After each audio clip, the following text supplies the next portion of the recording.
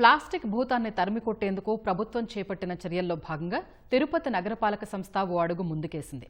వస్త్రాలతో తయారు చేసిన చేతి సంచుల కోసం ప్రయోగాత్మకంగా వెండింగ్ యంత్రాలను ఏర్పాటు చేసింది.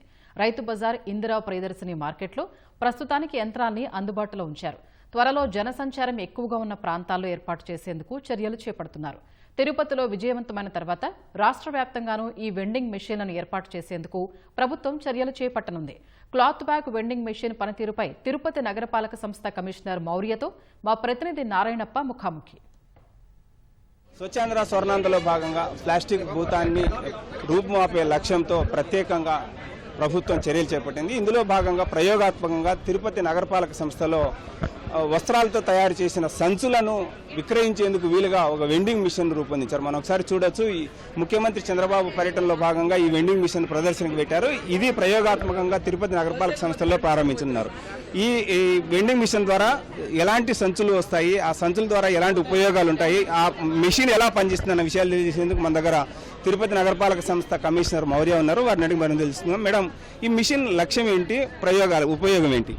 మెయిన్ ఈ ప్లాస్టిక్ మనం బ్యాన్ చేస్తున్నాం కాబట్టి ఆల్టర్నేటివ్ క్లోత్ బ్యాగ్ ఇవి పెట్టి మనం డిఫరెంట్ ఏరియాస్లో మార్కెట్ యార్డ్లో, రైతు బజార్లో ఈ వెండింగ్ మిషన్ పెట్టాము.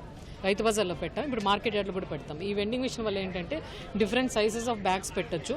మనం 10 రూపీస్ పెడుతూనే ఆర్ కాయిన్ 5 రూపీస్ కాయిన్స్ వేయచ్చు, 10 రూపీ కాయిన్ వేయచ్చు. QR కోడ్ కూడా ఉంది. సో ఇక్కడ మనం పెడుతున్న 10 రూపీస్ పే చేస్తుంది, బ్యాగ్ అనేది వస్తుంది. It is a reusable bag. So కాబట్టి ఇవి ముఖ్యంగా ఎక్కువ షాప్స్ ఉన్న ఏరియాస్లో పెట్టాలనుకుంటున్నాం. అంటే మన తిరుపతి కార్పొరేషన్ పరిధిలో ఏ ప్రాంతాల్లో ఇప్పటి వరకు వీటిని వినియోగంలోకి తెచ్చారా, ఇంకా ఏ ప్రాంతాల్లో వినియోగంలోకి తీసుకురావాలనుకుంటున్నారు? రైతు బజార్లో పైలట్ లాగా పెట్టాము. ఇప్పుడు మార్కెట్ యార్డ్లో మనం ఇందిరా ప్రియదర్శిని మార్కెట్లో కూడా పెట్టడం జరుగుతుంది. అంటే ఇంకా ఎన్ని ప్రాంతాల్లో మొత్తం ఎన్ని మిషన్లు పెట్టాలనుకుంటున్నారు? అసలు ఈ మిషన్ తయారీకి ఎంత వయబుల్ అయిన ప్రాజెక్ట్ ఎట్లా అంటుందంటారు? అవైలబుల్ అంటే ఇది మనము ప్రైవేట్ నుంచి సోర్స్ చేస్తున్నాము. 2.8 lakhs అవుతుంది మిషన్. మనకి ఏంటంటే ప్లాస్టిక్ బ్యాన్ చేసినప్పుడు మనం ఆల్టర్నేటివ్ కూడా ఇవ్వాలి. ఆల్టర్నేటివ్ ప్రతి చోట కూడా దొరకదు కాబట్టి ఈ వెండింగ్ మిషన్ ఎక్కువ ఫ్లోటింగ్ ఉన్న ఏరియాస్లో పెడితే యూస్ఫుల్ అవుతుంది. ప్రభుత్వం రాష్ట్ర వ్యాప్తంగా పెట్టాలన్న ఆలోచనలో ఉంది. అసలు అంటే తిరుపతిలో ప్రయోగాత్మకంగా ఇప్పటి వరకు ఏ ప్రాంతాల్లో ఇచ్చేసామంటారు? రైతు బజార్లో పెట్టాము, ఉపయోగంలో ఉంది. ఇప్పుడు మార్కెట్ యార్డ్లో కూడా పెట్టడం జరుగుతుంది. ఒక ఫ్లోటింగ్ ఉన్న ఏరియాస్, రైల్వే స్టేషన్, ఈ బస్ స్టాండ్ ఏరియాస్లో కూడా పెడతాం.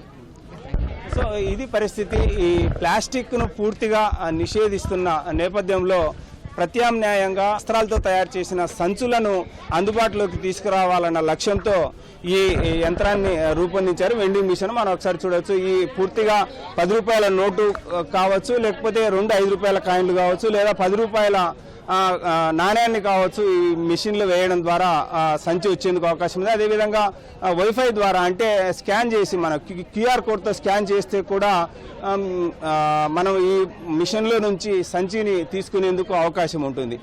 ప్లాస్టిక్ను పూర్తిగా నిషేధిస్తున్న నేపథ్యంలో ప్రయోగాత్మకంగా తిరుపతి నగరపాలక సంస్థలో ఈ వెండింగ్ మిషన్లు ఏర్పాటు చేశారు. ఇప్పటికే రైతు బజార్లోను, అదేవిధంగా ఇందిరా ప్రియదర్శిని మార్కెట్లోనూ ఏర్పాటు చేశారు. మరిన్ని ప్రాంతాల్లో, అత్యంత రద్దీగా ఎక్కువ క్రయ విక్రయాలు జరిగే ప్రాంతాల్లో కూడా ఈ మిషన్లు ఏర్పాటు చేయాలన్న ఆలోచనలో ప్రభుత్వం ఉంది. ఇక్కడ విజయవంతమైన తర్వాత రాష్ట్ర వ్యాప్తంగా ఇలాంటి వస్త్రాలతో తయారు చేసిన సంచులను విక్రయించే మిషన్లను ఏర్పాటు చేసేందుకు ప్రభుత్వం చర్యలు చేపడుతుంది. కెమెరామెన్ భాస్కర్తో వి నారాయణప్ప, ఈటీవీ న్యూస్, తిరుపతి.